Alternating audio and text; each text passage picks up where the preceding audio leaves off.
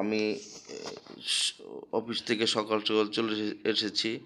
আমাকে ফোন করে নিয়ে আসা হয়েছে এবং আমাকে আমার শরীরটাও ভালো লাগতেছিল না। আমি আসলে মনে করছিলাম যে এসে ঘুম আসবো, কিন্তু আসলে ঘুম আসি নাই। আসার পর থেকে দেখি বাচ্চারা সবাই এক্সাইটেড হয়ে আছে, কেক কাটবে, একসাথে হবে। তো যার জন্যই সবাই একসাথে মজা করলাম। যাই হোক, আমাদের ভিডিওটা কেমন লাগলো জানাবেন।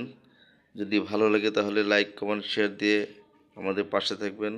আমাদের আগে থেকে আপনারা সবাই যেভাবে সহযোগিতা করেছেন, এর জন্য আমি আসলে আপনাদের কাছে কৃতজ্ঞ থাকব।